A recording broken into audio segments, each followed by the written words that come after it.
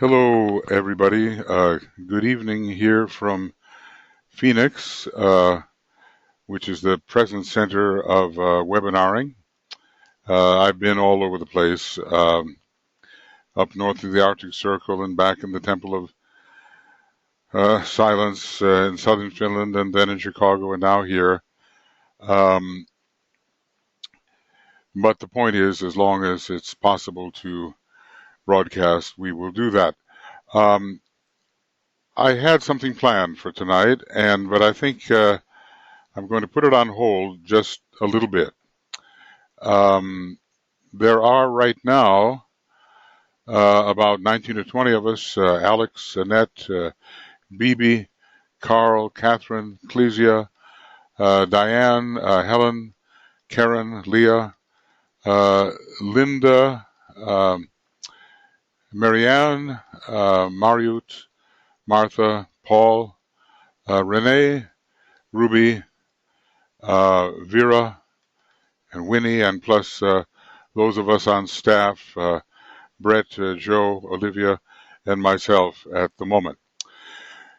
Well, we've all been through a lot lately because there has been a decision made in the United States which has global implications and which involves the very thing that we as disciples are working on in an individual and also group sense. This, of course, is a national and international drama which lays bare before observant eyes the struggle that humanity is presently passing through in this era of the forerunner. This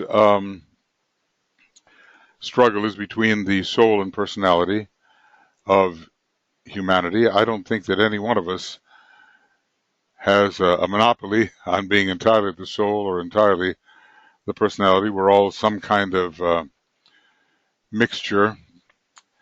And that mixture presents us with our challenges. Now, the new group of world servers, interestingly enough, is not supposed to engage in partisanship, and certainly not in a heavy critical attitudes. Of course, we all have them. I certainly have them, and it's difficult not to be, when engaged in the battle, critical of those who hold a different point of view than you hold. Our challenge now, of course, is regardless of where we stand with respect to this election and its implications for the soul and personality of America and its implications for the soul and personality of humanity, regardless of where we stand in this, we have to find a way to function as the new group of world servers would function, and that somehow to get the best out of the situation. So, sometimes it's a question of clarification that is needed. I'm reminded of what the Christ said, "I come to bring not peace but the sword." Well, that sword is oftentimes referred to as the sword of discrimination, leading to the clarification of sight and the clarification of understanding, and drawing lines so clearly that those who could not see before can, oftentimes through suffering and difficulty, begin to see with clarity. This is the problem, of course, with glamour, that it seems attractive to us, and yet it veils reality. So we become, after we experience following our glamours, we become deglamorized, or in a more popular term, we become disillusioned. Not a bad thing. and we see with greater clarity what is really involved in the situation. Now, it all begins with the soul and personality of the United States, which is, I think, one of the places where the great Lord, the Christ, will concentrate very strongly. It's the home of the United Nations at the moment, as is Geneva. And there's a lot of the sixth ray in that planetary center that we call New York, and a lot of the very pure second ray in the planetary center we call Geneva. And the United Nations is powerful in both places. It is not yet said where the Christ will make his headquarters. We don't know, and we don't know when this reappearance will occur, but when humanity has taken the first initiation, it will occur. We don't know whether we're decades away from this or even a century away. We certainly are a century away from the true beginning of the Aquarian Age, according to Master DK in a letter to Roberto Saggioli. He said the year will be 2117 when the vernal equinox lines up with the last degree of Aquarius and begins to move, of course, retrogressively, so to speak, backwards or clockwise through that sign. So we have 100 years anyway for a huge kind of confluence of Piscean and Aquarian energies, even though 2025 will be extremely important in terms of the hierarchy laying its plans for the concrete externalization, their externalization, and when the Christ deems it correctly at the right hour for his reappearance. These are not going to be easy times. And the next 9 years until 2025 might be extremely turbulent. And so this election, which in the balance between soul and personality, I think, and I'm just expressing my point of view, it lays the emphasis upon personality. Now, the personality sign of the United States is Gemini. It's interestingly a sign that is shared by both of the candidates. Donald Trump is the sun in Gemini. I'll show you his chart. Hillary Clinton, in one of her horoscopes, as there seem to be two, which is rather Geminian anyway, seems to have the last degree or so of Gemini rising, and there seems to be more second ray there. She does have the moon in Pisces, but she's a strong Scorpio leader. So both of them have Gemini, but in the case of Clinton, the way I read her chart, Gemini is found at the position of the soul indicator, namely the rising sign. The sun sign, on the other hand, is the indicator of the personality in esoteric astrology, and that's where Donald Trump's sun is found, in Gemini. Certainly, this has been a battle between the personality and soul of the United States. The red stands for Mars, and I'll show you a fascinating thing about his chart. And the blue stands for Jupiter, the heart center, and the soul. It's a question of heart and solar plexus. Remember, nobody has a monopoly on any of this. All are still impure. Not only candidates, but all of us. And we do not hold the soul position without wavering, nor do those who are more personality oriented, nor are they immune from those better moments where they are lifted up into their soul. Now, in the United States, with its personality ray 6, its soul ray 2, it means that there's a lot of those who have the sixth ray soul in our country here, accounting for the personality ray of the United States. Interestingly enough, it's the soul ray of many who account for the personality ray of the nation.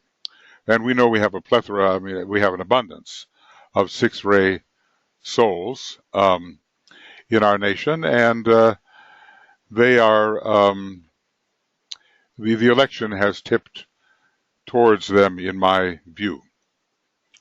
There are also a growing number of second-ray souls, really an abundance of second-ray souls. The problem is, of course, they are not immune from difficulty as well. Their problem can be over-inclusiveness and weakness and susceptibility and the love of comfort and many other things. So, it's great to be on the second ray, but there are liabilities here as well. So whether you're on the moving in the direction of the soul of the United States or the personality of the United States, all those who represent those two positions have their pluses and their minuses, and we must, at all costs, avoid this polarization or emphasizing the polarization which has racked our country and which is only natural with a Gemini personality on the sixth ray. We know how ideological friction is operative when the sixth ray rules. And on either side, there's an idealism, and we have the clash of ideals. But by this clash of ideals, we will, in fact, learn a great deal. And I think we're up for a huge learning experience. I mean, some people, are freaking out and having all kinds of visions of cataclysm or whatever. I think that rather this is a call for disciples and aspirants such as we are to redouble our efforts with respect to our esoteric work, our subjective work, follow the Tibetans' advice, and work for the unification of the soul and personality. I had to remark, when Hillary gave that marvelous concessions speech, in my view. Anyway, it was very, very beautiful. You saw the humanity, with Gemini and Pisces in her chart, so strong. There's a connection there with Master KH. Both she and Bill Clinton were wearing purple. Well, okay, purple is interesting because it's a mixture in pigment of the red and the blue. And somehow, to me, it's also the sign, the color of the incoming seventh ray.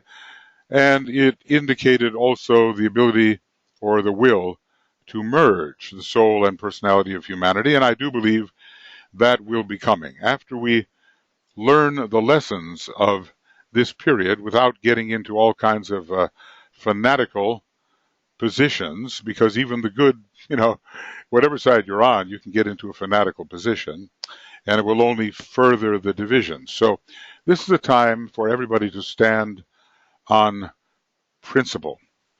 And we know the principles of the ageless wisdom, and we know what DK told us about partisanship within the new group of world servers. We cannot operate just like anybody else and take sides in great acrimony. Of course, we can stand for the principles of certain sides, and even the hierarchy does take sides. We cannot repudiate, let's say you're on the Clinton, side.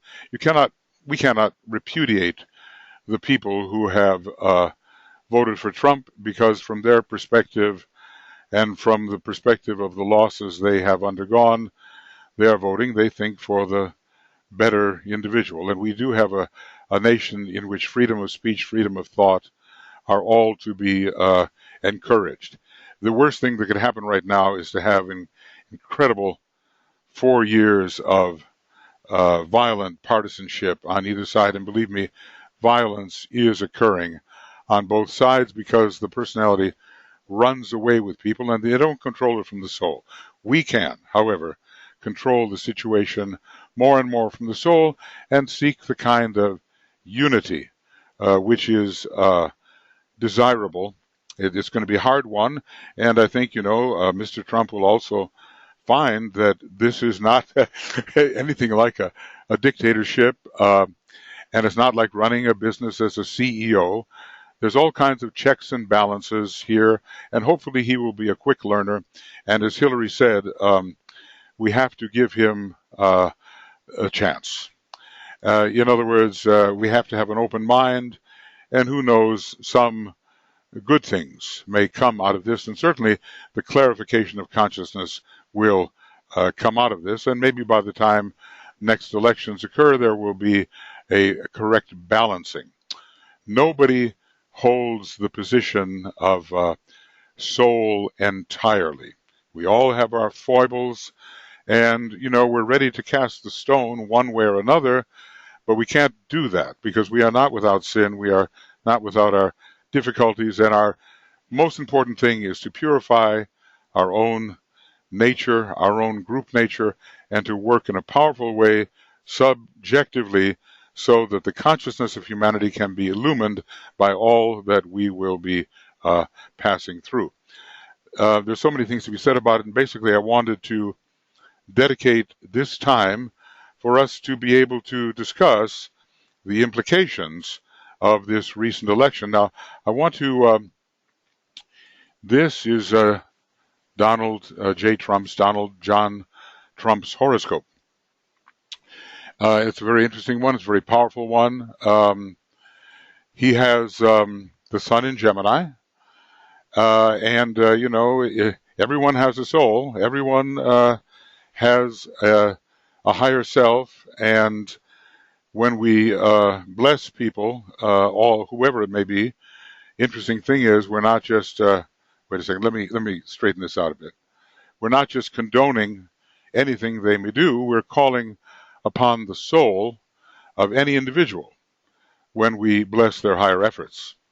So we must not encourage the personality, but must encourage the soul of every individual. And it's a very strenuous thing when the soul intervenes. This man is about to learn a great deal. He is an intelligent man, and hopefully his higher angels will function properly. But I do want to point out something that's very interesting. I think you will see that, okay, here's the personality sign of the United States, and here is Uranus, and this is a man who is used to doing things the way he wants to do them. Uranus is like total free will. It's an essentially first-ray monadic planet. It has to do with freedom in every respect, whether it's personal freedom or a higher type of freedom. So not used to being constrained in any way. Well, you're going to see something very interesting shortly. Here are a lot of planets in Cancer, which interestingly relate to the 4th of July birth of the United States, and to a relationship to the personality, because Cancer represents the 4 elementals: physical, emotional, mental, and then the entire personality elemental. Excuse me. Have a little water here. Those 4 together come under the 4th sign, Cancer, and we see what kind of family ties he has, but it does relate him to a very important aspect of the United States. Obviously, I'm not going to deal with all this. He has had a lot of pain in his relationships. Juno, the asteroid of relationship, is right next to the planet of pain and healing. They're both in the same degree very, very close. So we all have our personality, and our personality will work out. The moon is in Sagittarius, opposite Gemini. It's another sign that many people think is associated closely with the United States, and it makes one take risks, and it makes one a little bit adventurous, and it makes one shoot from the hip. That's his tendency, spontaneous type, and that's something he has to learn to control. Yeah, there's a lot of pain in this chart, very interesting, and you can see it in the face. Not only is the planet of relationship and the planet of pain and healing, Chiron, together, but the Venus, the planet of love, and Saturn, the planet of deprivation and discipline, are also together. So, there are many personality issues that are being worked out, and the man basically needs very much the approval of others and to be loved. But now, one of the most important things is the Leo ascendant. It's very, very at the end. I mean, it's obvious, just obvious. Some people think that there's a Virgo ascendant there, but of course, everything about him is Leo. Even the way, from the palmistic point of view, even the way the thumb shoots out to the side in the typical Leo manner. So it's very expressive, and it's sort of like in a critical degree at the last chance. It can be extremely egotistical, but on the other hand, it can bring out the potential of others, as he apparently attempts to do in his show, The Apprentice. So, we have to look for the good in everybody, and as disciples, draw forth the good if we possibly can. But notice this, Mars is rising in this chart. Now, that can be an extreme egotism and imposition of one's will upon others, and it's a six-ray planet, and it correlates with the six-ray personality of the United States, but he will not shrink back. Gemini changes its position all the time, but this Leo ascendant is a first-ray indicator, and Mars is right there as well. So there's going to be a lot of issues that are faced head-on, and we can only hope that some degree of wisdom will enter here. After all, Gemini is a second-ray sign, and I think, that once you're led on the tour of all that's going on behind the scenes and the intelligence aspects are made known to you, it's a very sobering experience. And I want to speak about sobriety. This is the picture of, I know some of you are not astrologers, but I'll try to make this as clear as I possibly can. The planet Saturn is of very great importance. Now, during the Donald Trump is essentially undergoing a Jupiter return, and this will operate for a while, and it's always a time of considerable expansion and well-being. And if I was to go month by month, let's see when it actually. Well, it's right there. It's just coming up exactly now. So, and this Jupiter is by inauguration day is just trining his sun. So these are very positive times for him in a certain successful way. But I want to point out something, that when inauguration day comes, and I'm going to change this to the 20th, okay? This is pardon me, inauguration day. Here is Saturn on his moon, and here is transiting Saturn opposing his sun. Now, let me tell you, when Saturn, planet of responsibility and of opportunity through the realization of duty, when that hits your moon and hits your sun, both at the same time, it is a weight. When I looked at, who would win this election from the astrological point of view, I said, well, gosh, he's got so much Saturn, so either it means he's just stopped in his tracks, or a huge responsibility devolves upon him and he realizes it. And one of the things that, we all always hope for is humility. When a person is functioning under Leo, that's a big lesson for them to learn, all about humility, and eventually they do achieve it. But the sign Virgo is particularly related to the development of humility after the usual expansive, egocentric Leo experience. And if you'll notice right here, his progressing sun is just moving into the sign Virgo. It's in the very first degree. It's only been there a few months, So basically this latent humility and realization, and somehow, no matter what the bluster may be, the realization that this is a very big job and the responsibility is tremendous, and this is coming over him. So this Saturn is what we have to look for, this sobering Saturn, which will say, okay, and it's going to be, it's opposing Uranus as well. And Uranus says, I can do what I want anytime I want, but Saturn says, no, you have to obey the law. So now we're going to see whether Saturn can do its proper work. Inauguration day comes. Jupiter is exactly trine to his sun. It's a huge consummation of his ambition through life to maybe be the most important person in the world from the power point of view, at least on the outer planes. But we can hope that the Virgo developments will be there for him, and that in fact all of this Jupiter will be tempered by Saturn, Jupiter and Saturn together. Now, when it came to the chart of Hillary Clinton, I'm not going to go into that so deeply. I was trying to look, are there indications there's a lot of trouble lying ahead for her with Saturn in the house of the law and Saturn square her moon. These could be health issues. But one of the things I noticed on election day itself was that transiting Saturn was exactly on the directed Jupiter. Now, in some forms of astrology, that's called the so-called nuclear clash, because Jupiter really wants success and expansion, and Saturn sometimes puts the kibosh on that, and it doesn't happen. So there was the possibility there of a setback, and there are future challenges. She has a wonderful delivery in so many respects, and you could see in that concession speech who the real individual was, and we can only hope that she and Bill Clinton continue to have the proper kind of influence, but basically the time of Saturn has arrived for her in a different sense than Trump, and an old way of being and many, many years of public service are kind of now put on hold.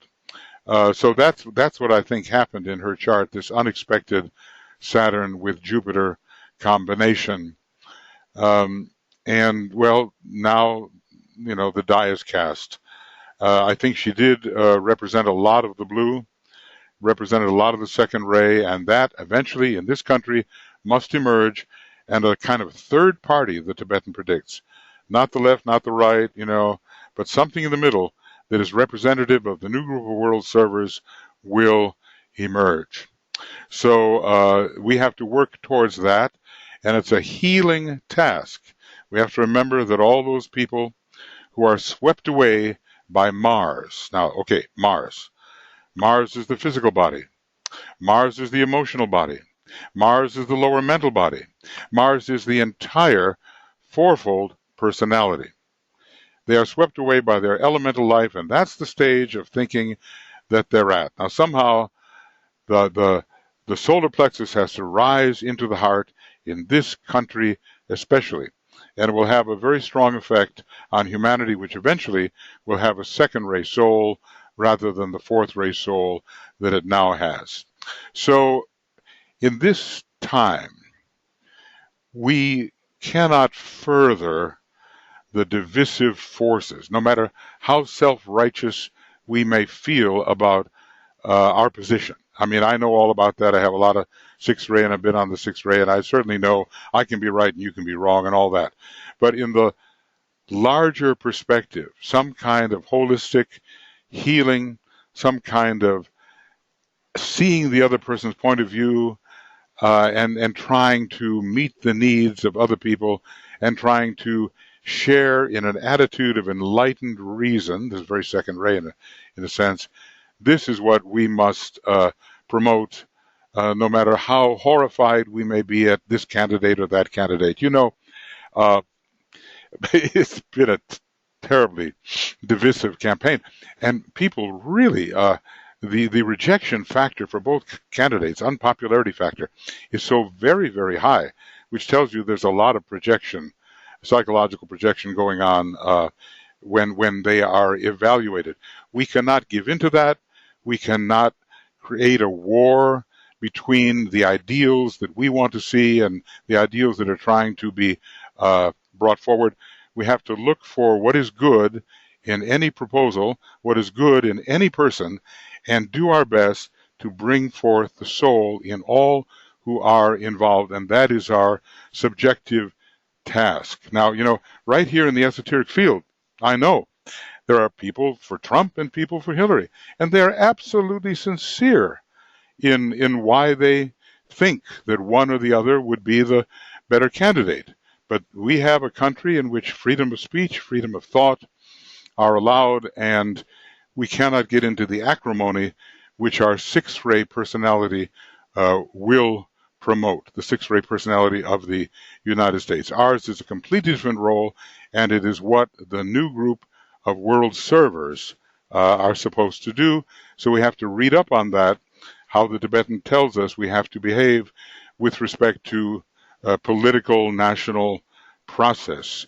He asks us to refrain from criticism, that dire creator of misery, as he calls it. Now, boy, that's a tough order when you see someone behaving in a way that's just the opposite of what you think is right. But somehow he manages it. What he does is he analyzes the problem within the field of synthesis and the field of unity. He analyzes, and then he works with intelligence to emphasize the other values without getting into these ad hominem kind of arguments where you tear the other person down and denigrate them and all the rest of it. That will serve nothing right now. It's clarity of consciousness. It's insight of the soul. It's the intuition and intelligent occult action. We're going to intensify our meditative work, intelligent occult action. And if you're in a position where you can actually do something in the outer world, politically or socially, that's great too. But our intelligent, loving, willful occult action on the inner side, this is what we are called to do during these next very, very challenging years. Remember what he said about the United States. Fortunately, for the soul of that great people, much suffering lies ahead. Those are tough words to take in.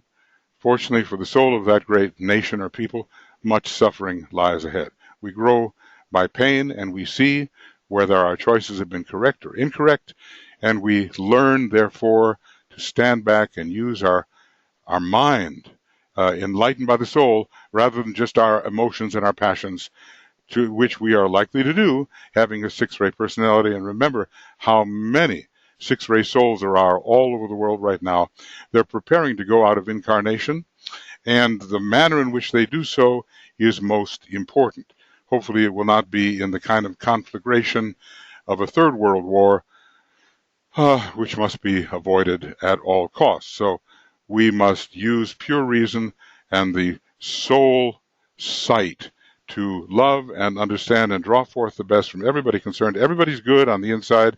Everybody's got a causal body, unless you're absolutely on the left-hand path. And I don't think we're dealing with anyone here who's absolutely on the left-hand path. Drawing forth the good, this is our task. All right, look, so I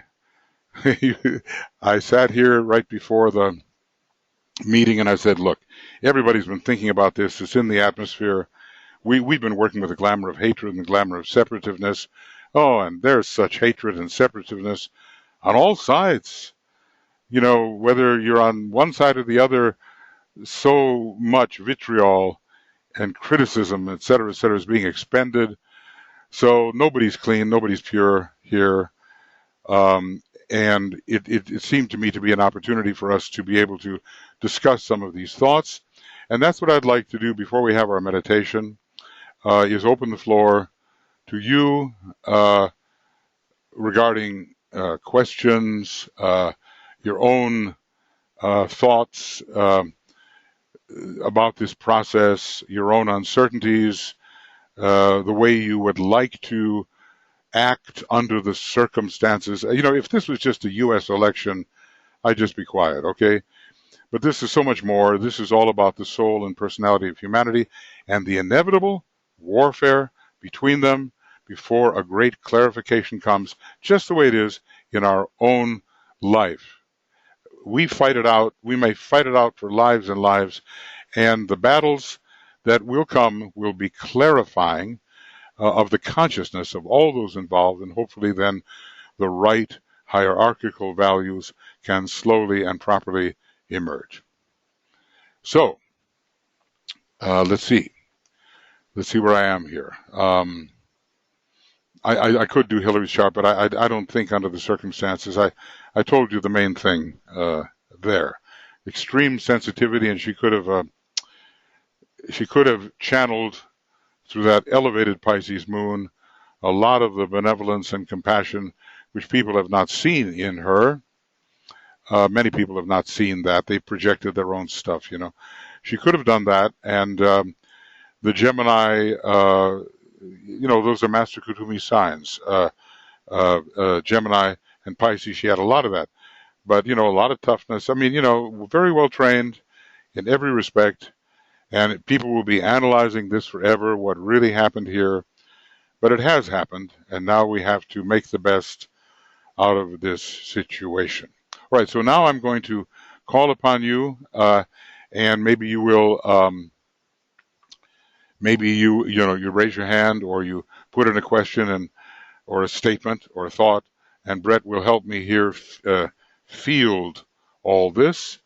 And then after a bit of a discussion, we will once again deal with the glamour of separativeness and hatred, which we cannot give into. No matter how much we may be tempted and no matter how much we are appalled by the positions taken by the opposing side, etc. And believe me, we have no monopoly on being appalled. People are appalled when they look in the Democratic direction. They're appalled when they look in the Republican direction. We have to solve this issue on the level of the soul, which unifies these opposites. And this can be done if we have the intelligence and the will to do it. Okay, so now I see one hand up, and that's Vera. So go ahead, Vera. What is your thought? Okay. Hello, Michael. Yeah, I was properly depressed after the elections. Yeah. But gradually, what actually emerged is, as you outlined today, that this is really time. It is no laughing matter now. We have to keep steady, keep our mind in the light, and the hard work is ahead. But in a way, it is good because the result can bring some good, because all the weaknesses and the glamours will be more visible, and hopefully people will be able, through the bumpy ride and difficulties, to see that. But I would like if you can say a few words between the dissipation of glamour work and the sign of Scorpio, because we are in the Scorpio and the full moon is going to be soon. Yeah. Isn't it interesting that the American election is always in the sign of Scorpio, which is about the battle between the ninefold Hydra, representing matter, and the third ray, whose number is 9, and the soul. So, the battle is on. That's all I can say. The battle is on. It's a question of how we will fight this battle. Will we fight it with intelligence, with love, with principle? Or will we fight it with the will to good? Or will we just descend into this kind of vitriolic criticism and, stinging and arrows and weapons and all that the Scorpionic warrior uses before he realizes that the intuition is what saves the day. The hierarchical ruler, the Mercurian intuition, is what will shed light upon all of our Hydra tendencies and dissipate the energies of those tendencies and fill the personality with a higher type of energy. Now, we haven't really risen to that occasion yet. This is a bit of the day after, and many people are depressed, many people are jubilant, whatever. But it's often now, in this case, the second-rate types that are more in the depression because they see an opportunity which was missed. But on the other hand, Sanat Kumara is in a position always to bring good out of evil. And for the solar logos, that's natural, we are told. And for Sanat Kumara, it's a bit of a struggle, but he does it. And we have to align with that as realists, no matter what our view may be at this moment. It is possible to bring good out of evil. And in Scorpio, which will keep on repeating itself over these years, we can triumph. And we have to think, what will our triumph look like? And it will certainly look like, in one view, a clarification of consciousness, a clarification of values, a reduction of selfishness, and the vitiating of the powers of the elemental Hydra to hold our consciousness down. Right now, a lot of people, in Scorpio, they just are driven by their own nine-headed Hydra, and they are basically the Hydra, like Blavatsky says, until you take the fourth degree, you can't help but be an unconscious black magician. It's almost humorous if it weren't so sad.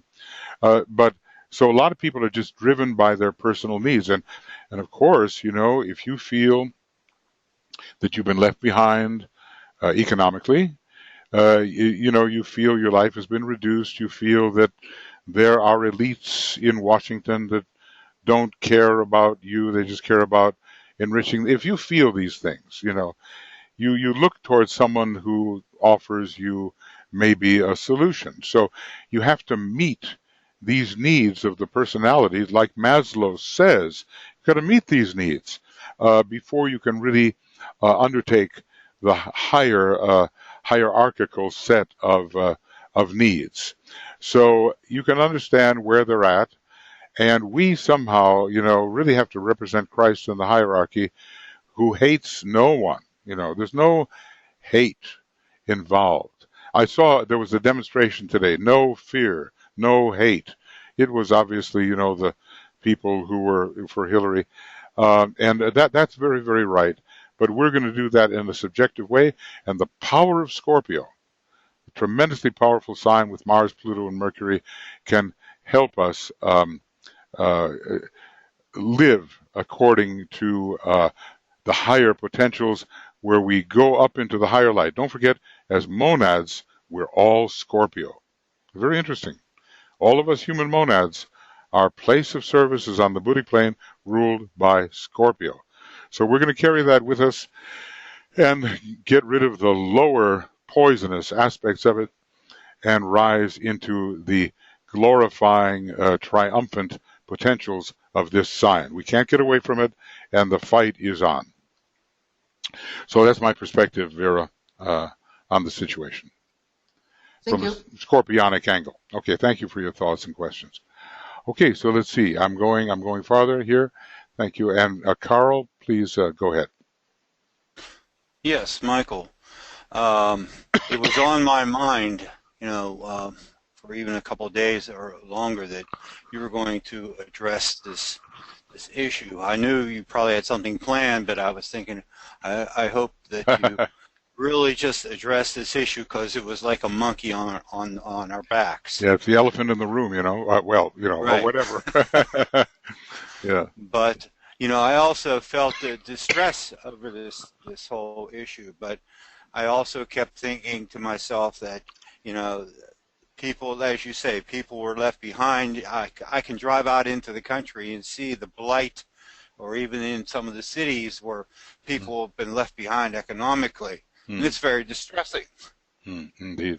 And so you can, so I was bound up between understanding why they were, why they voted that way, and also distressed because the issues I thought were important seemed to be pushed aside in favor of personal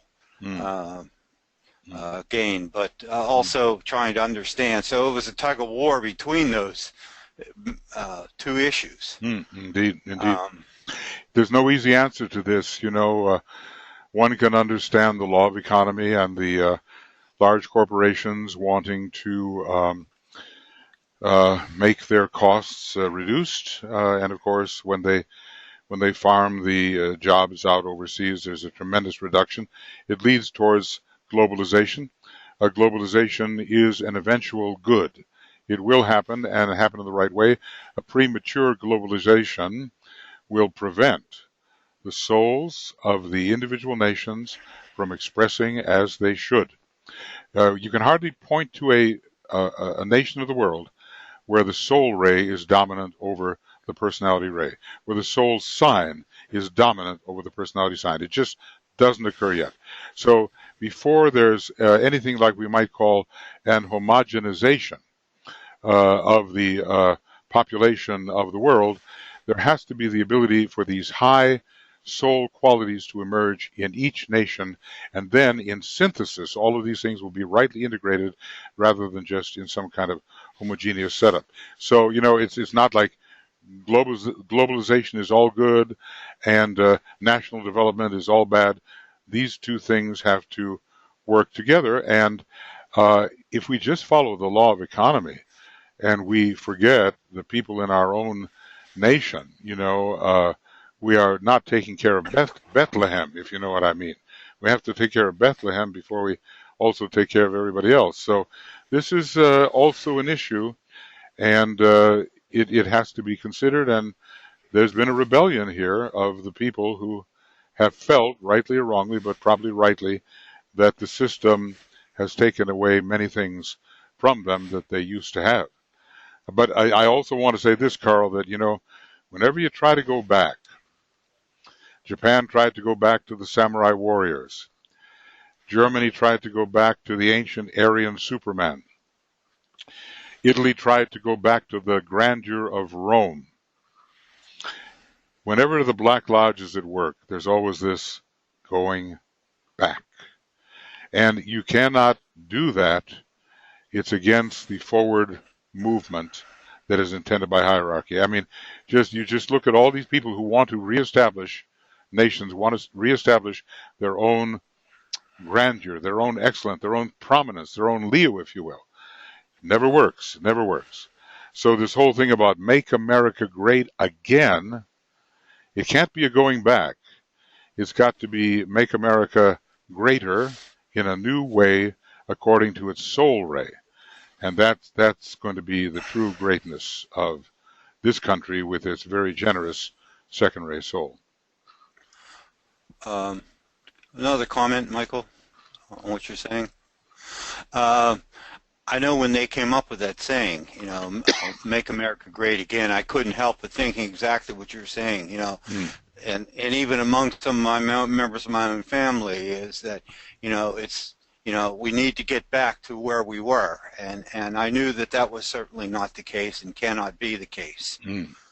We need to be, look at this, when the soul comes in, every nation will be great in its soul. But the soul doesn't come in by looking backwards. It comes in by following the rising sign, which in this case is Aquarius, the sign of the new age, the inclusive, universal, synthetic sign in which everybody has their right place and all are nourished by the energy flowing through the whole. There is greatness ahead for America and for all nations and for the soul of humanity, but it doesn't lie in going backwards. In other words, we can't return to the 1950s. We just finished the war, to the victors go the spoils. Everything was economically good. There were not these kinds of worries. We can't go back to any previous decade. We can't do it. Or we're just moving in the left-hand direction. And that's what we're going to have to see in the months and years ahead. Yeah. Okay, thank you, Carl. Thank you. Okay, friends. Okay, so, and Alex, you go ahead, please. Hi, good morning. Can you hear me? Very well, thank you. Good, thank you. Good morning.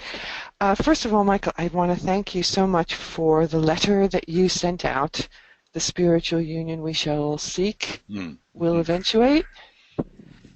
Thank that you. Was very healing and very much needed, and I forwarded it to my friends because, as you know, there's a lot of wailing and gnashing of teeth, a lot of pain. Yeah. A lot of pain, a lot of people writing to each other and, trying to support each other and understand the situation. But, we went through this in Brexit. It formulated in the same manner in a way. And, we had that same feeling of alienation here in Europe.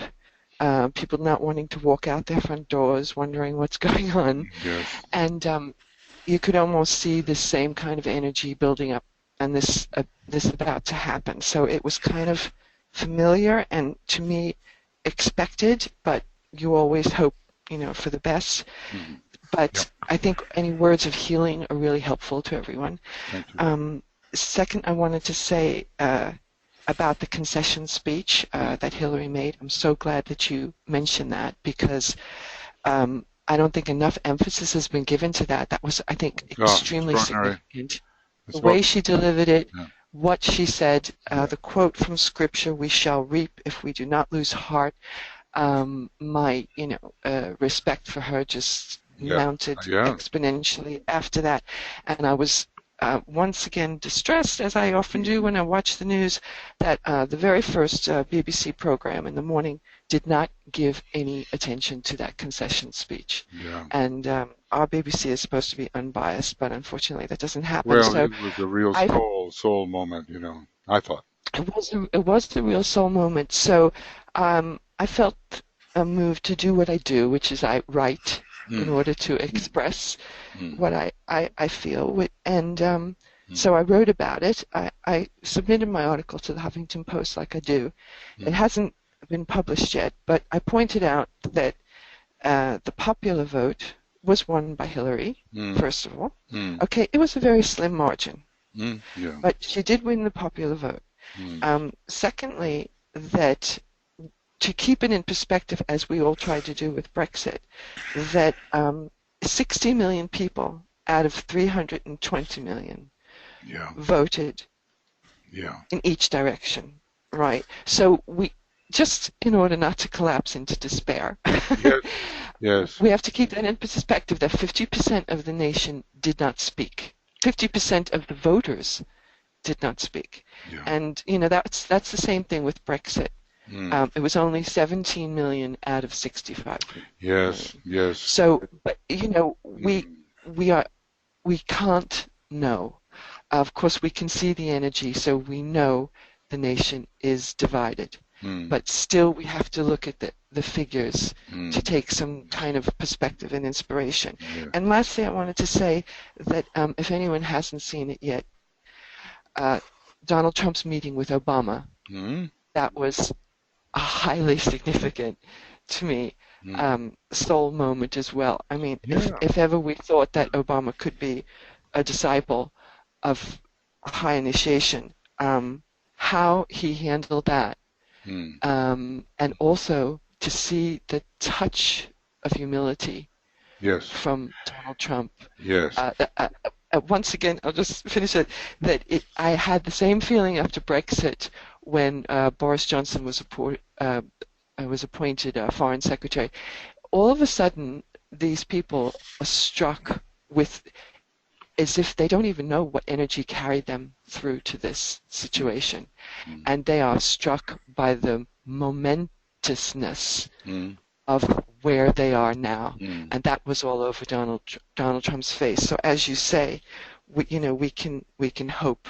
We can hope this is going to be a big lesson for him. I finished my article, which I really do hope gets published, saying that hope trumps fear. From where I'm standing now.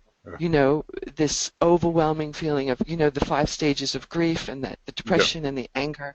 But now, we do have to remain hopeful. And the last thing I wanted to say, I'm sorry for taking so much time, is that my famous quote from King Lear, which is, "This is not the worst, so long as we can say this is the worst." I don't know what that means, but I think it's significant. It's a great play. Yeah, wonderful. Thank you. And I hope we can get to read your article. If it gets in and it is published, great, and we can do it that way. Or if not, hopefully. Well, Michael, I wrote many before, but you're a voice crying in the wilderness. I said, take heed, America. This can happen to you too. But we saw the signs right from the beginning. Exactly.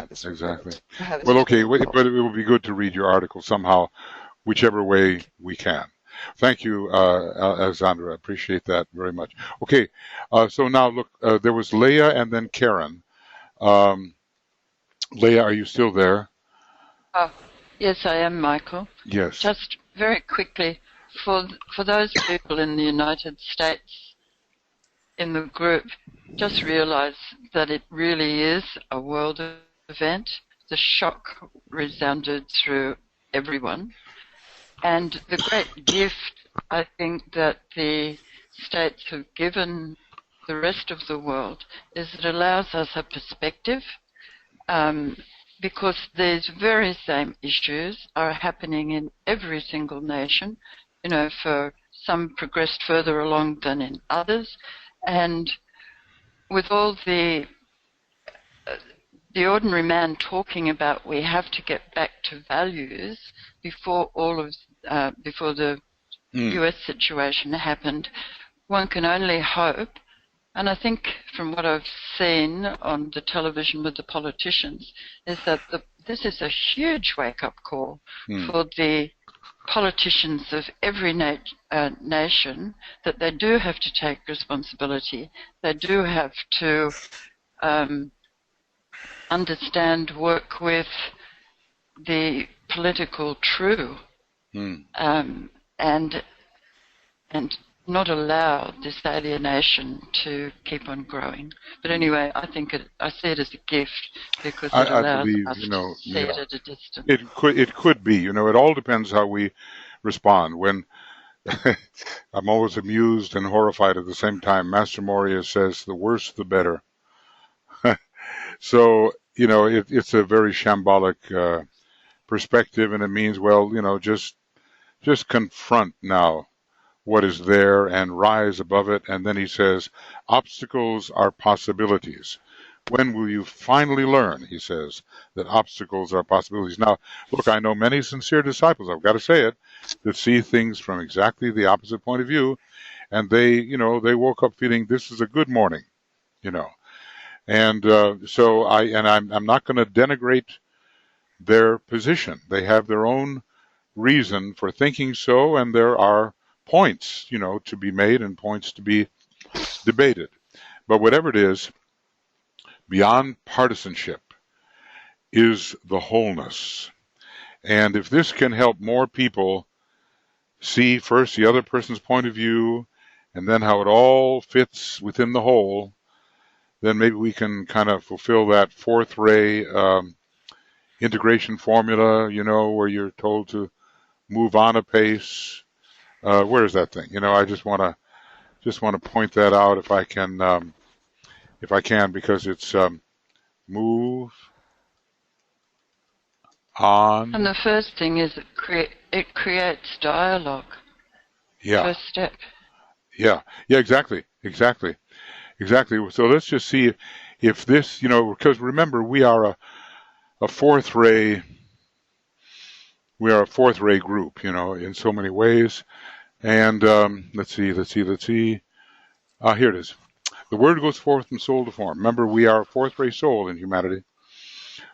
The word goes forth from soul to form. Now, if we could absorb this, oh boy, if we could make this real for ourselves, then we would be able to play our part.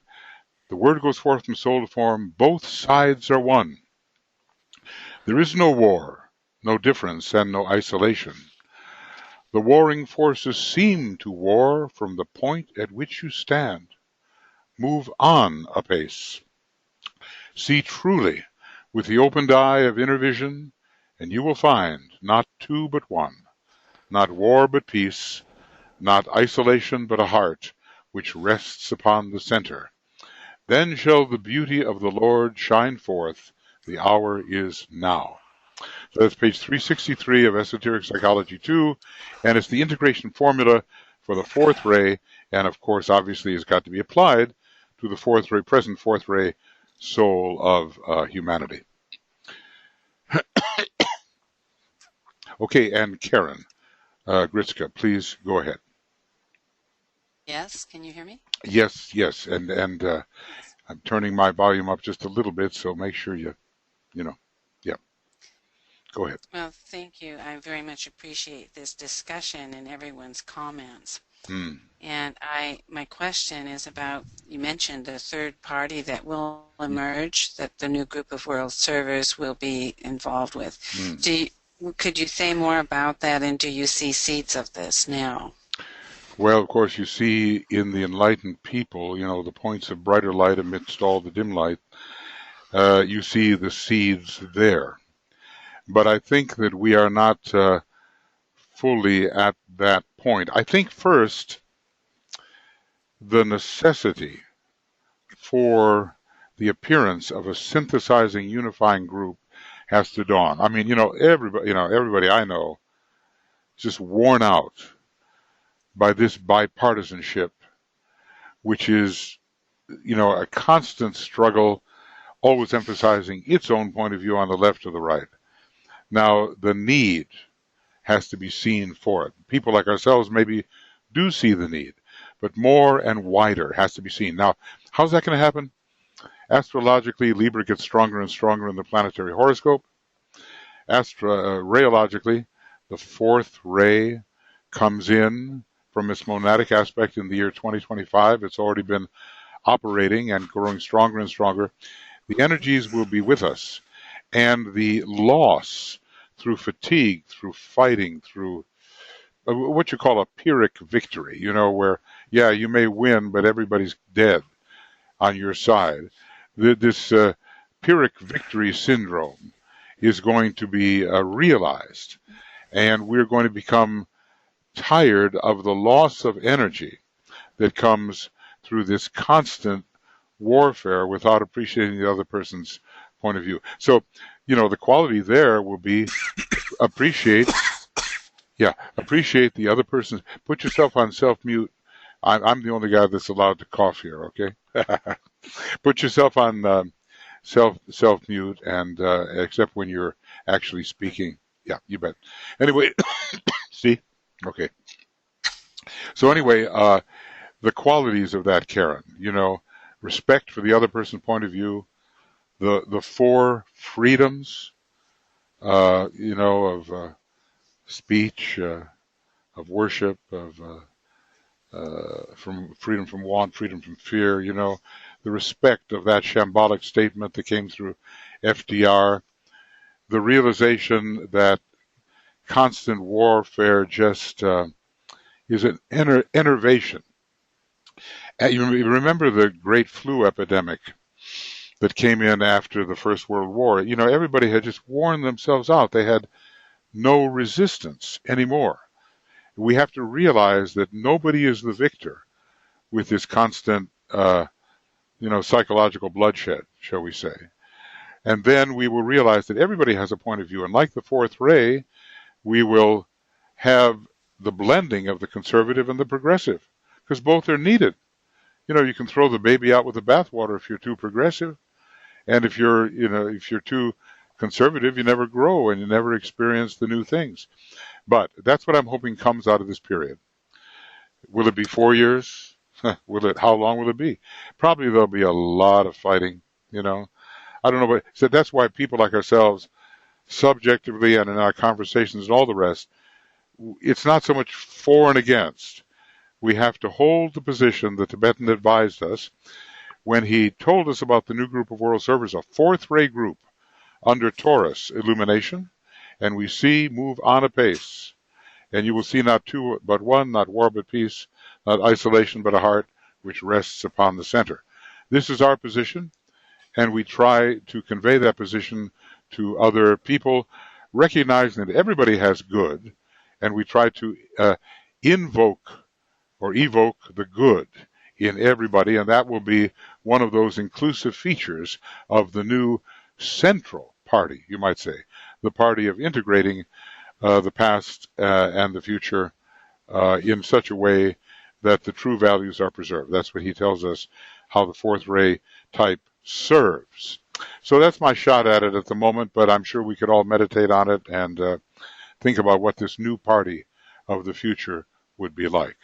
It will be a reconciliative party. Thank you. You bet, Karen. Thank you. Okay, friends, are there any? Michael, this is Olivia. Oh, Olivia, okay. You go ahead, please. Yes, I wanted to hear from everyone and appreciate everyone's comments and sharing.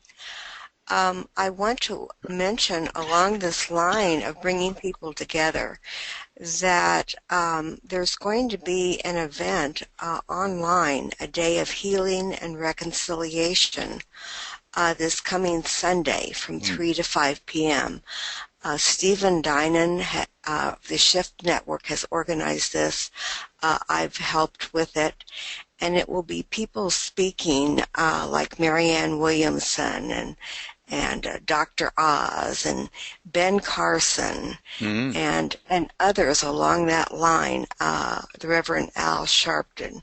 So it's a very diverse group, but then also great music and all kinds of things to really bring in this idea of healing and reconciliation and bring people together and touch everyone's heart and focus on what we have together, that being all Americans and wanting the best for our country.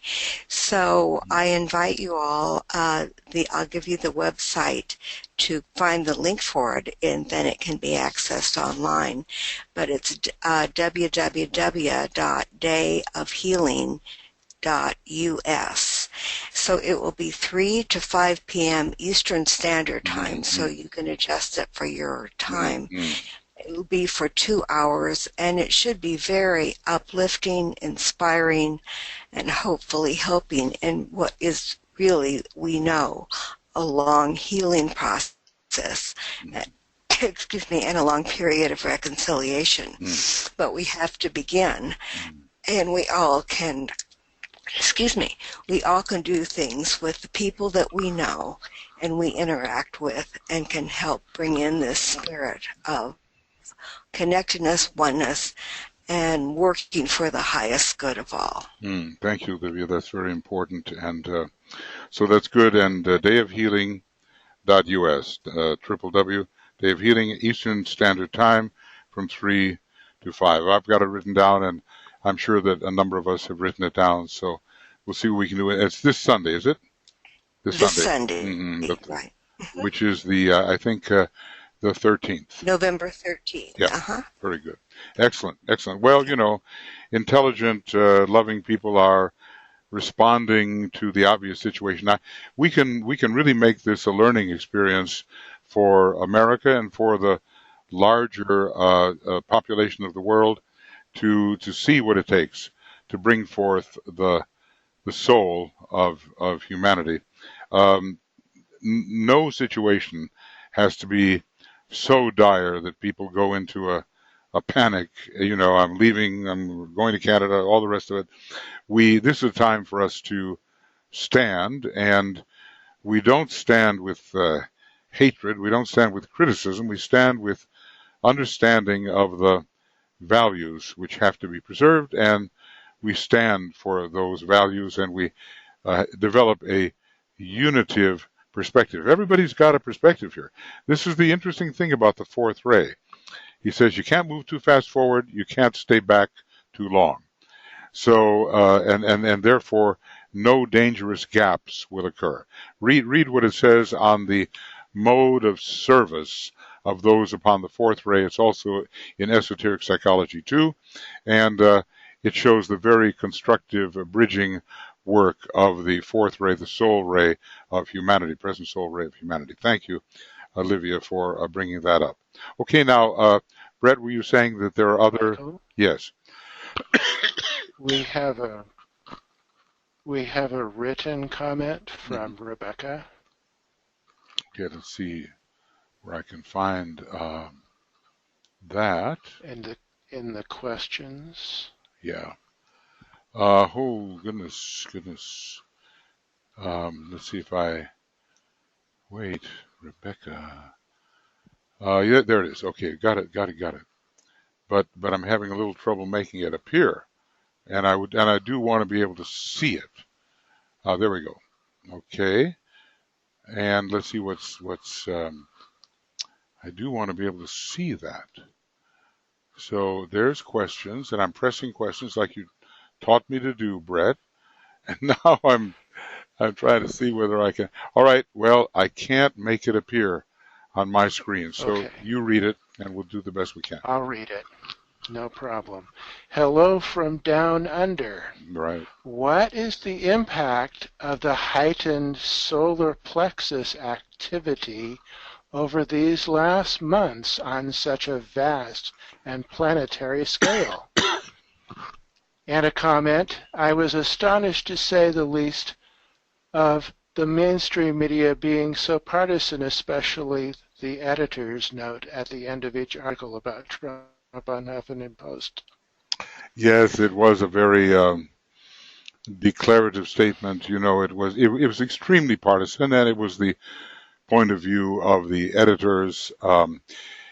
It was not a bridging approach, but of course, in a fought campaign, you tend not to get the bridging. You tend to get that afterwards. Well, we know that the solar plexus of our planetary logos, its astral body, is where the difficulty lies, and it all filters down to us in our own individual conditions. We also know there's a huge number of six-ray souls incarnated in humanity now, and they are preparing by the year 21, 25, I suppose, or even the end of the century, to be transferred to an inner location largely, and from thence, let's just say, until their time for reemergence comes. So there is this recrudescence of the sixth ray.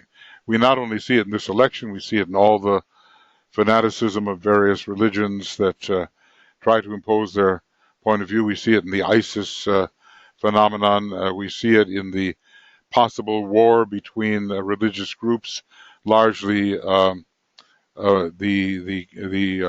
Islamic and the Christian groups, both representing a very, very powerful six-ray orientation and coming under Master Jesus, who is a Chohan of the six rays. So before it goes out, you know how it is, there's one last hurrah.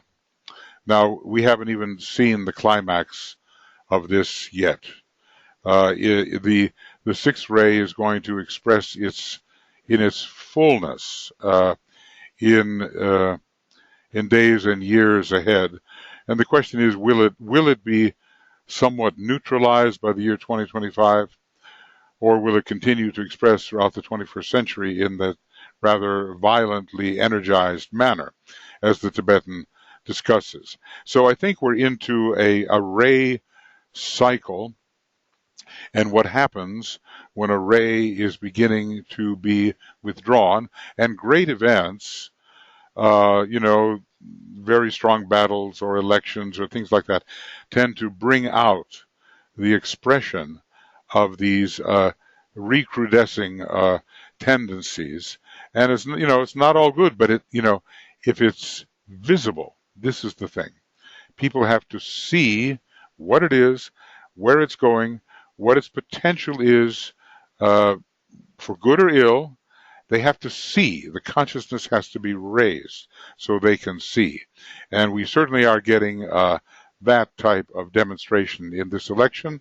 And we're also, in the various battles that are going on in the Middle East, our vision is increasing. It's kind of interesting, Donald Trump's strange connection with Putin. We do have to remember that the sole sign of both Russia and the United States is Aquarius, after all. So eventually, these two great nations are going to be allies in the progressive movement towards Aquarius. Now, how that works out and when it works out, we have yet to see. So I don't think that the tremendous kind of boost of six-ray energy is any localized phenomenon that's just occurring now. It's part of a much greater trend, which is going to bring in even more of the recrudescing sixth ray and give a lot of sixth ray souls an opportunity for sacrifice. And the question is, will it be rational or irrational sacrifice? But sacrifice will be called upon, and we haven't seen anything yet. It's really going to emerge in huge power, and it will have to be put in place by those who respond to the seventh ray primarily.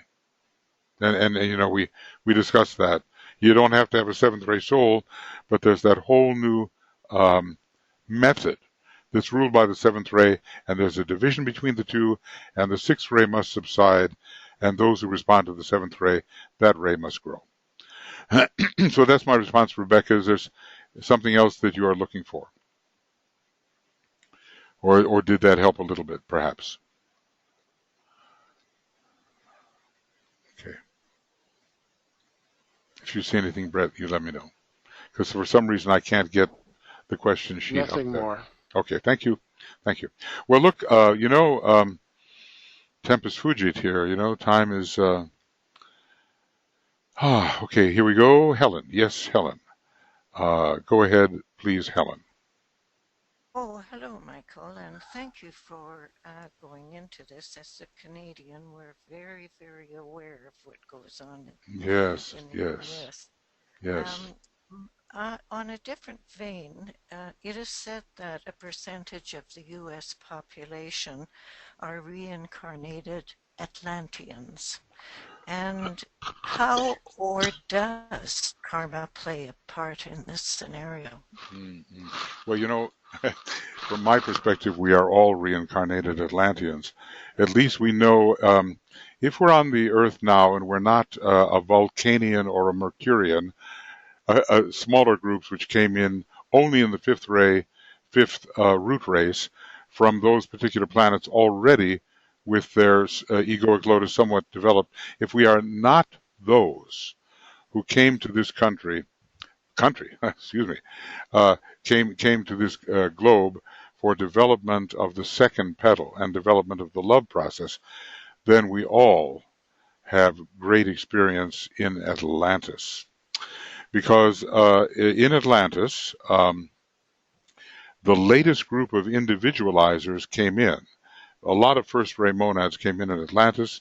There was a huge period of individualization, which means, and that was the latest, which means that if we are now on the Earth, we've been in Atlantis, if we're not part of the Mercurian and Vulcanian group, which are quite specialized along the scientific line. So then, many incarnated first time in Lemuria, and a lot of people who are disciples now either uh, began their individualization on the moon chain or even back to the previous solar system. So, but what he did say about the United States, and very interesting because, you say, well, didn't Atlantis sink? Okay. He says, what is America? What is the United States? Is the center of the old Atlantean continent. And therefore, the people are very much influenced by the psychism of Atlantis. Now, the psychism is largely a question of the astral body, and we've got a group there, a lot of six-ray souls that are astrally polarized. They may be intelligent in their own way, but their major focus is the astral plane and the world of feeling. So, this type of overcoming the Atlantean astral tendencies of those strongly conditioned by the sixth ray is working out very largely in the United States, even more, and also in South America, of course, but even more than in Europe, which has a more fifth ray Ajna center kind of orientation. So the sixth ray souls are now going out of incarnation within the next 100 years or even less. They will be largely abstracted, although there will be six-ray personalities, and a whole more intelligent mental focus will be brought to bear. And when they come in again, that focus will help them shift off the astral plane specifically. But remember that even great masters and Chohans, like Master Serapis, Master Jesus, they are lords of compassion, even more than they are masters of the wisdom. And so, in order to get that monastic training, they have to go to Sirius. So, this tendency to be astrally focused, or make sure whoever is moving around, make sure you put yourself on self mute. Uh, they have that kind of 246 line focus. And so it cannot be corrected immediately on this planet or even in this solar system. It has to be supplemented on Sirius. So, we're all Atlantean souls. A lot of us have been through the Aryan race in all of its different sub races. But if you're a 246 or especially six-ray type, it's not all going to be brought onto the mental line now. And so you're still very susceptible.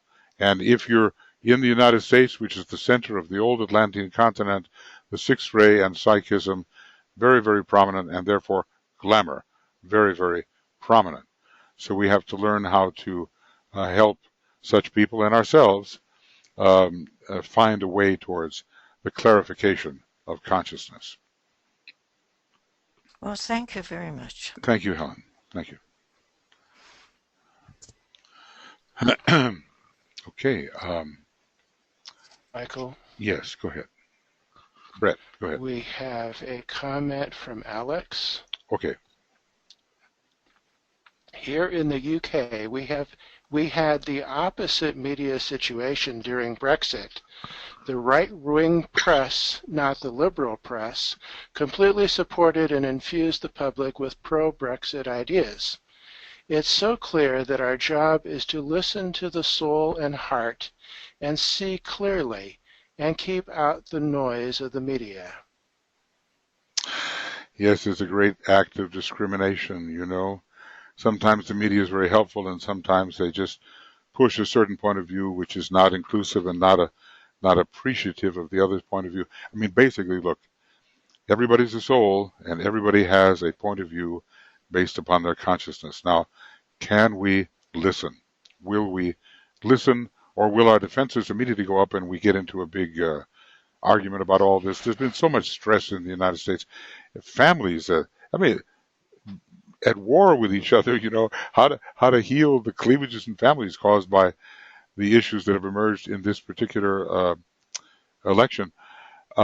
We have to learn, and as difficult as it is, you know, when you're impassioned about something, we have to learn to listen with the heart and the soul in the mind to the other person. And this will solve a great deal rather than just this kind of sixth ray triumphalism, if you will, you know, win or lose, up or down, I'm the only one that's right, you're not. All that has to go. So thank you, Alex, for those thoughts. It's interesting. The press can be good and the press can also be misleading. We have to discriminate on the basis of our soul understanding.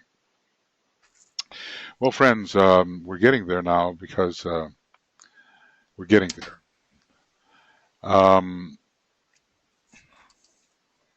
Yes, I'm happy that we've had a discussion. I know there's much more to be said, and in the days and months and years ahead, the repercussions of this event within the United States and affecting the population of the world and the world's soul and personality will all reverberate. And we will have to know what it means to really act as a group of disciples under these circumstances and somehow hold together on the inner side for the greater values which lead to the unity which must begin to precede the reappearance of the Christ. All the requirements there call for a degree of unity, and we have to be examples of those. Now, someone is moving their. If you're moving your Helen, is that you? Did you want to say anything further? No, I didn't. Oh, okay, we're good. I haven't been unmuted, I guess. Okay, we'll take care of it for you, and you can also mute yourself, of course, but we'll take care of it right now. Thank you. Okay, friends, I tell you what, we could go on all night. It's about 12:30 here in Arizona, and I have a lot of work left to do tonight. So I just would like to, I'd like to get on with our meditation, which I'm going to somewhat abbreviate. Olivia is always telling me this can be done quickly, and the Tibetan says the same. So we'll do the meditation with some degree of brevity and in the context of these events which affect the soul and personality not only of the United States but of all of humanity, and we try to reduce the presence of hatred and separativeness. That's going to be our big task in the future. Okay. So here we go. And we just go into a few moments of silence together.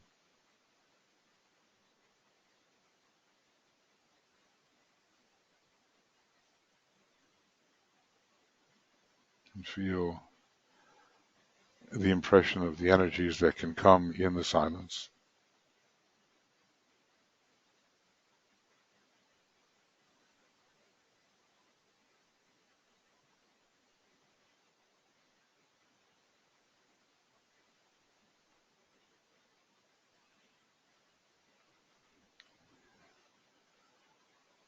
And we are stronger together in the silence.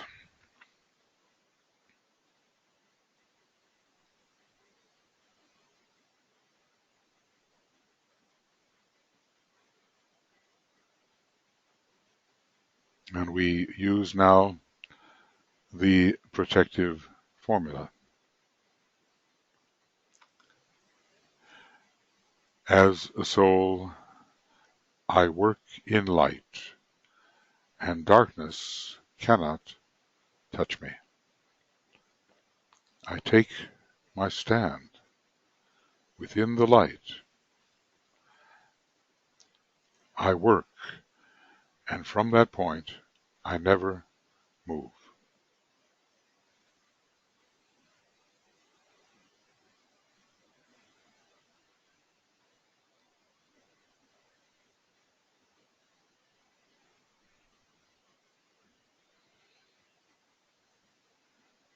And we review the words, making the long-armed cross, including the eyes. As a soul, I work in light, and darkness cannot touch me. I take my stand within the light. I work, and from that point, I never move.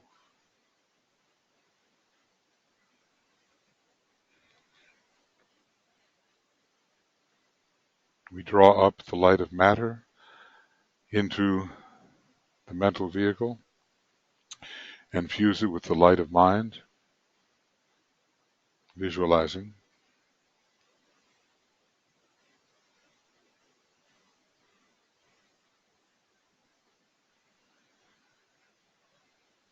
We visualize the light of the soul, however you want to visualize that. We recognize soul light, and we draw it down into the mental vehicle, fusing it with the light of matter and the light of mind, a triple light. We fuse the three.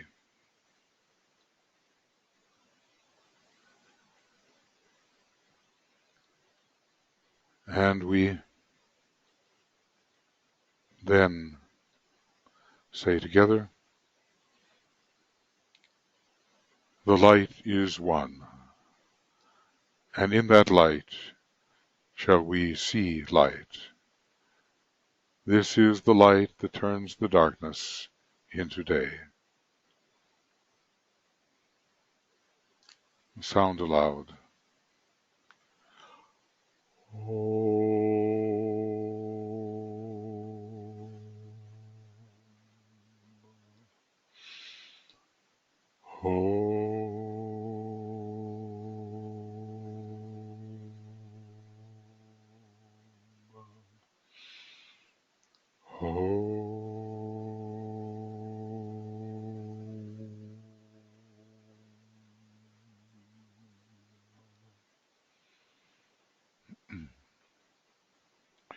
And we move into the formula,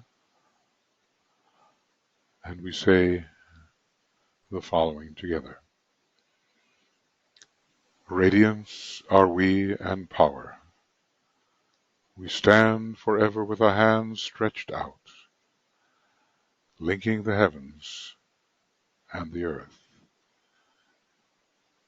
the inner world of meaning and the subtle world of glamour.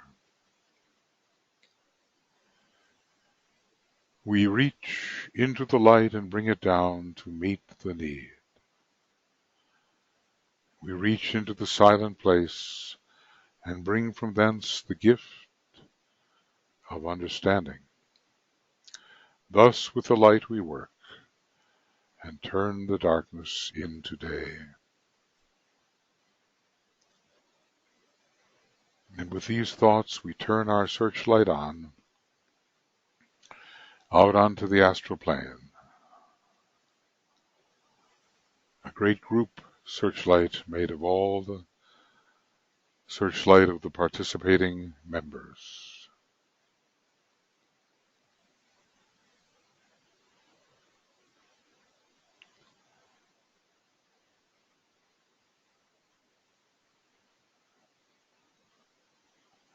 And then we invoke the spiritual will from the monad, from the triad Atma particularly, from the jewel in the lotus, from the synthesis will petal, from the sacrifice petals, through the head center, involving the base of the spine, we invoke spiritual will.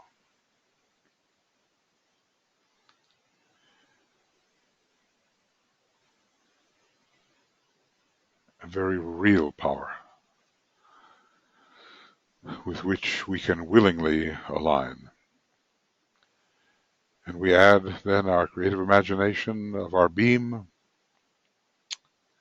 uniting the spiritual will to this beam with power upon its beam. The light is focused on the goal.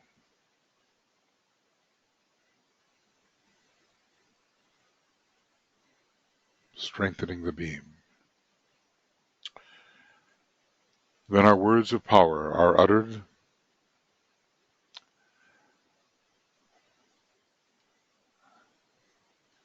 as we prepare to dissipate the glamour we're working with, throw the light upon it, penetrate the glamour, producing its weakening and its dissipation. The power of our united light prevents the appearance of the glamour of hatred and separativeness.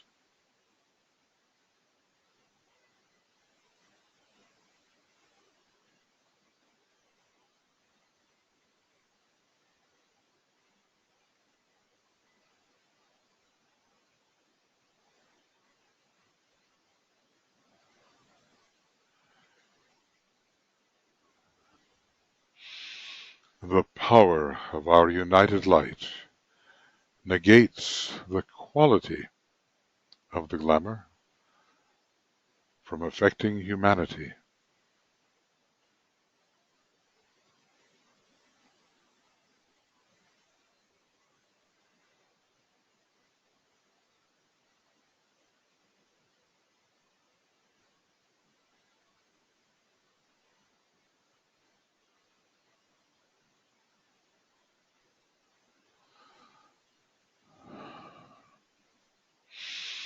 The power of our united light destroys the life behind the glamour.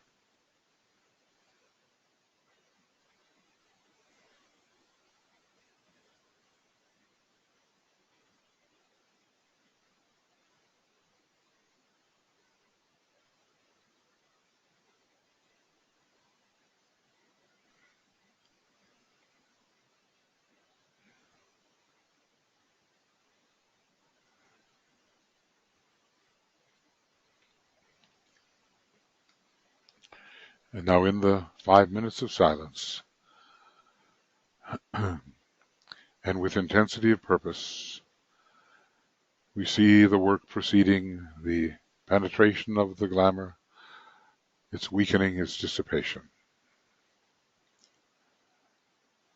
We work in the silence together.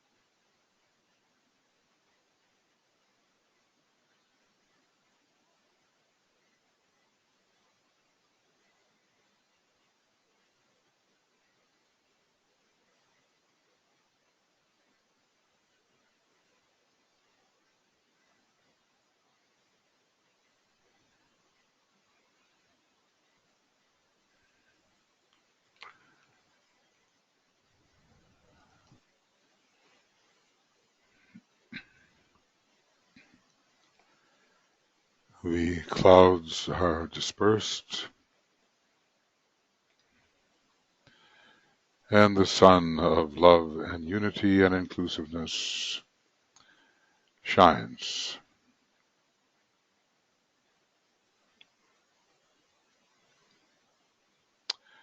We need loving understanding as never before, and people like ourselves are responsible for conducting this energy. And so we withdraw our beam from the astral plane onto the mental plane, shut off imaginatively, shut off the light,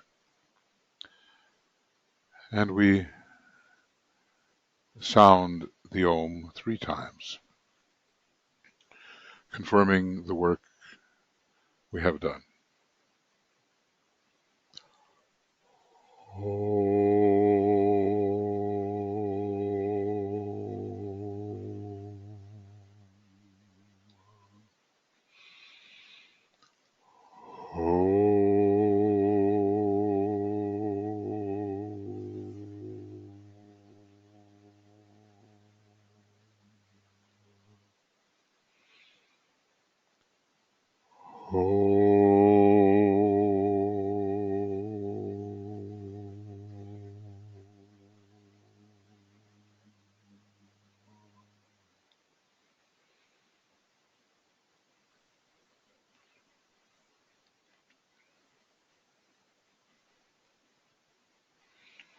Thank you, friends. We have a very busy time coming up.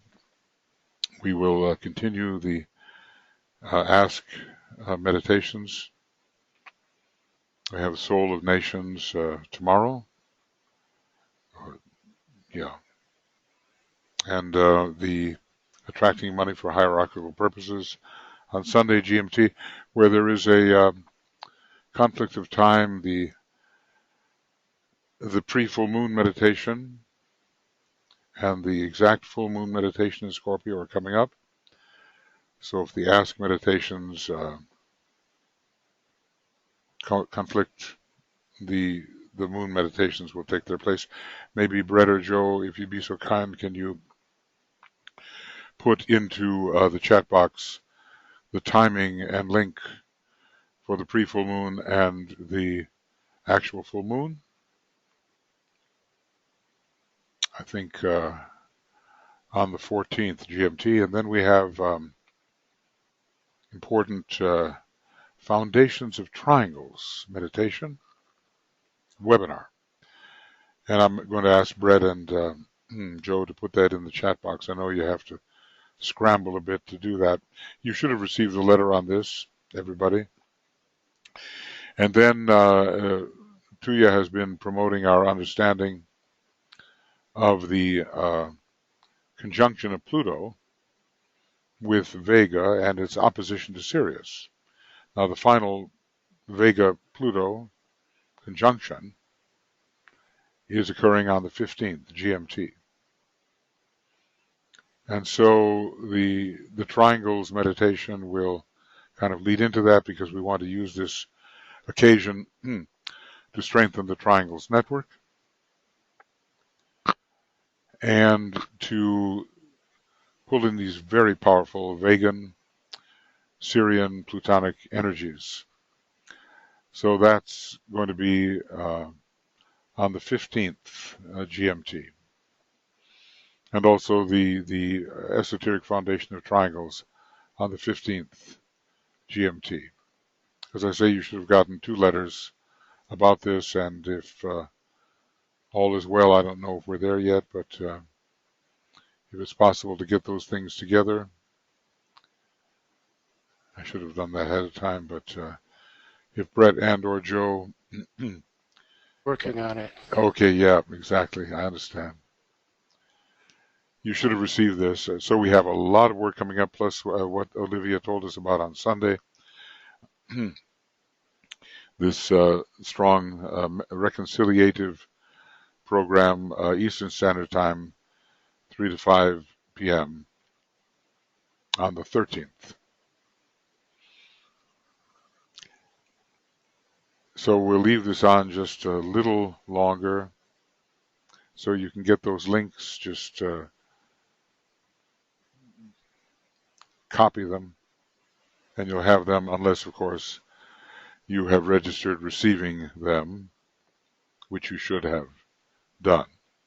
If you're on the constant contact or on the glamour list, all of that's there. So there's a lot of meditating coming up at the time of the Scorpio full moon. And yes, and I should say one more thing, and I'll send out the link on it.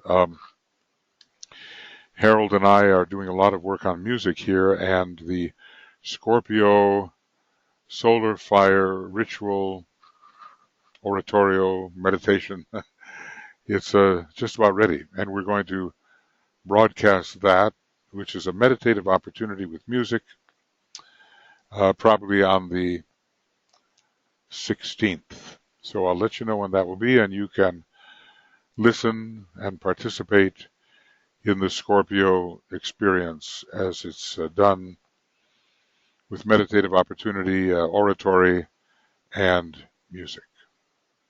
So we certainly have our meditative opportunities coming up. Very grateful to all of you for joining us today, and I think, Brett, are they mostly there now?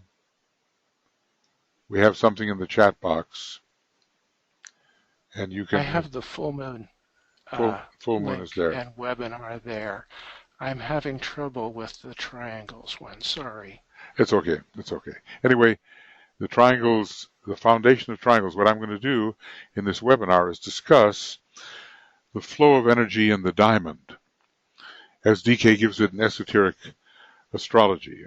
Basically, the whole triangles work is simple to do, although very deep, but there is some esoteric foundation under the flow of energy, and we're going to discuss that before we have our meditation on Pluto, Vega, and Sirius, which is coming later in the day, GMT, on the 15th. I think it's quite early, GMT, this foundations of esoteric foundations of triangles, also on the 15th. So Sunday, Monday, Tuesday, we've got a lot going on, and I hope you'll be able to join us for some of it. Please, if you don't have the links you think you need, write me or write Brett or both of us. Infinitize8@gmail.com is mine, and BrettM77@gmail.com is Brett's, and we will provide you with what you think you may be missing. Okay, friends, we've had a nice long work together. Thank you for your participation. Some of you have been staying up late at night to do this, and many blessings to all of you, and let's work very hard during the coming 4 or 5 days. Let's work very hard to subjectively help with the inner atmosphere that must be harmonized in this difficult situation. Many blessings, and we'll be talking to you. Okay, all the best. Bye-bye.